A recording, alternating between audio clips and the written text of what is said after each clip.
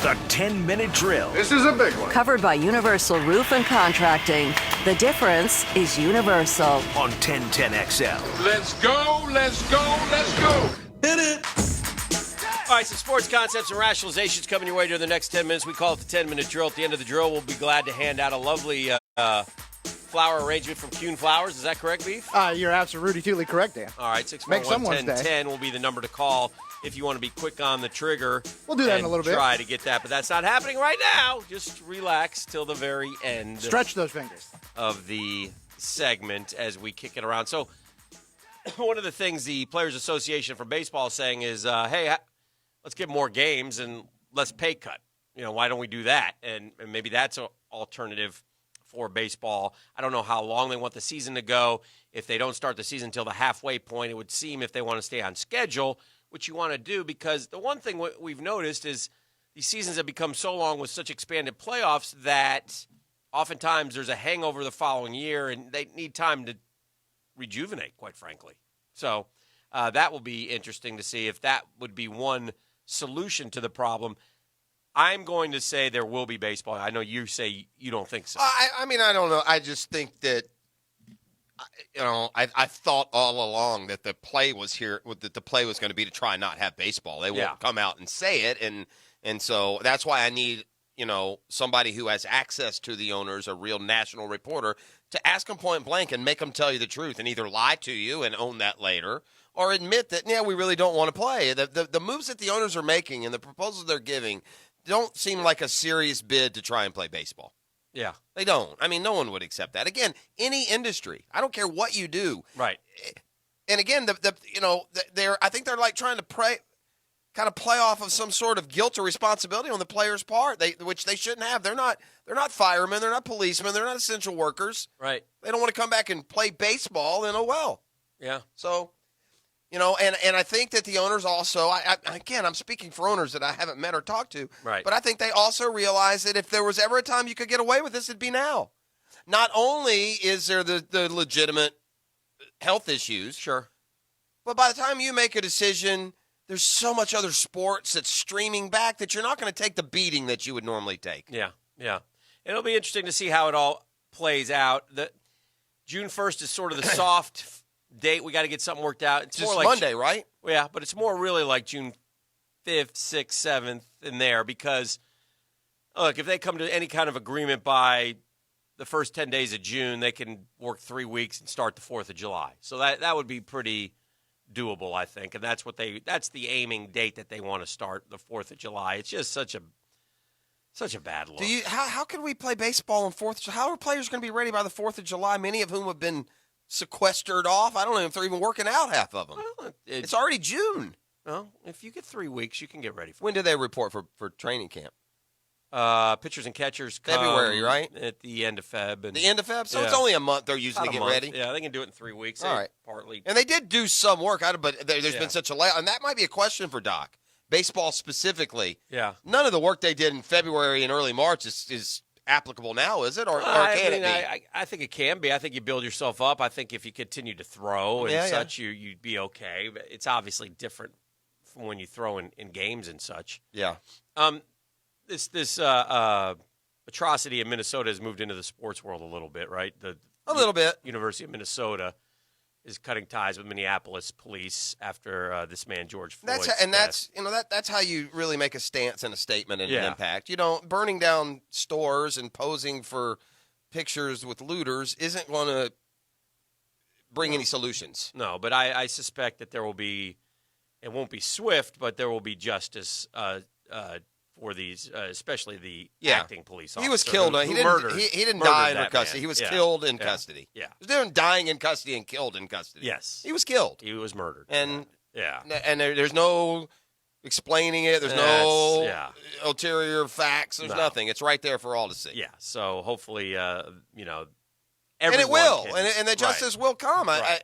That's what's sad about the further disintegration. It was coming. You can't say it's not. It was. Yeah. That dude's going to jail for life. Yeah, I think so. To distract now and with all of the chaos and the turmoil and the riots and the looting just doesn't make sense to me. I was thinking about this driving in when you were talking about Marvin Wilson, Florida State. and They've got that. Marion Terry, Florida State, and They've got that safety. Yeah, I think that's I'm sure I get his. No name one wrong. knows really. No one knows. Biff Pocoroba. Sorry, Florida State. What Willie Taggart did there really is hard to put in words. How they continue to lose football games. My point is this: Florida State can run out onto the football field and win 7 or 8 games a year. I mean, if they have any kind of organization whatsoever, they just didn't have that. So that alone should help Mike Norvell and buy him some time as they go forward, because I can't imagine, and again, I don't think they have like a great quarterback, but they certainly have a serviceable quarterback in James Blackman, who's played a lot. And so you just can't do things like, go into overtime with Louisiana Monroe or whoever it was, I don't remember, and lose some of these games that you're losing. You have to, if you're Florida State, you have to beat the NC States and the Pitts and the Wake Forests, who they lost to last year, and Boston Colleges and Syracuse's. And if you win those games, then you'll be fine. Well, and then you start to find the players right. again, and then you beat a Miami again. And it's similar to other schools when you're Florida and you're rolling, right. You don't lose to Missouri 3 years in a row. You don't lose to South Carolina. You don't lose to those teams. You never go 4-8 ever. Right. I mean, you just don't. Correct. Yeah, and even if you have to take red shirts off freshmen or whatever, the talent level that you have at those schools is so much more than what they have at these other schools. Now, you still have to play the game, and, if you're on the road, something quirky can happen, and you look up at halftime and it's closer than it should be, and then you make a mistake in the third quarter, and all of a sudden you're losing, and then you blow it in the fourth quarter. But there's a lot of screwing up that you have to do to lose these games. So I think Mike Norvell will be in pretty good shape going into this year because of the fact that Marvin Wilson and Tamarian Terry decided to come back and help. Well, they're this top football heavy. You team. just got to know how good is the middle of the roster. Right. But you nailed it for Florida State. The first, and this is what Dan Mullen did now, except for the blip against Kentucky. Right. You got to at least get regular. I mean, Florida's and Florida States, these programs, they own 16 and 18 game winning streaks over programs like NC State or Kentucky. Right. That's what you've got to be. You can't be slipping up and every year losing to one or two of those teams. Right. Not and get back. Miami's a cautionary tale. I'm sure there's some fear that you be careful lest you end up where Miami has ended up. Miami was Bama and Clemson, Hick. Remember? Will you remember? Oh, yeah. 80s, 90s, into early 2000, Miami was Well, they will end up like that if Mike They're the Norvell's power. not the answer. You can't go through 2 coaches. No, it doesn't- Mike Norvell is not going to get – Mike Norvell is going to be there through 2 years. Well, I promise you that. Florida did, and Mullen seems to have righted the ship. What do you mean? Well, they went back. But they had a lost decade. Oh, no, yeah. Yeah, that's what Right. I mean. Yeah. They had a 4-win season. They had No, I know all the downsides. Yeah. Yeah. So they did do what, before they Well, righted my the point ship. being that they're immediately top 5. So once those, immediately with the third coach is my point. Just depends on how long Norvell lasts would be my point. You could theoretically get a really good coach and immediately be back to where you were. Florida's pretty close to where they were with Urban. But my point is Jim McElwain, well, that last step's a big step. Jim McElwain got 2.5. Mike Norvell would have to be – there's no chance that Mike Norvell will be let go if he's not the answer as quickly as Willie Taggart. There's just no chance. They can't afford it. They're paying off other people. They're taking care of – so Mike Norvell will be around for a while. So McElwain made it through 2 seasons. McElwain's another incredible story when you go back and look. 10-4, 9-4, and then 3-4, and out he goes after his – Well, he went out threats. for things beyond the win-loss. He went out because he wanted to go out. Yeah. Basically. The guy, it was too much for him. Yeah, basically, get me out of here. It was the job was too much. You don't for like him. me. I don't like you. Let's. And do I'm each other terrible. And I'm a favor. liar too. I'd mention that part. And before I go, I'll just go tell my team right before kickoff that Yeah. you guys are trying to get rid of me. Thanks, Mac. Thanks, Butters. Go chomp your ass up to Central Miss and have fun. Well, hopefully he's doing well up there. They went to a bowl game. Went to the conference championship, didn't they? Or no? I think so. They went to a bowl game. I know. I think they lost that one. But Yeah. Yeah. Whatever. Point being, if you get those two, Muschamp got 4 years. McElwain got 2.5, which if you finish the year, that's 7 years. That's 7 years of mediocrity. Yeah. And all of a sudden, the decade's gone. Well, don't forget, too, the one thing that FSU also... Plus, you had a year of Urban that's being mediocre. Well, and FSU had a year of Jimbo being mediocre. Right. So really, it's 8.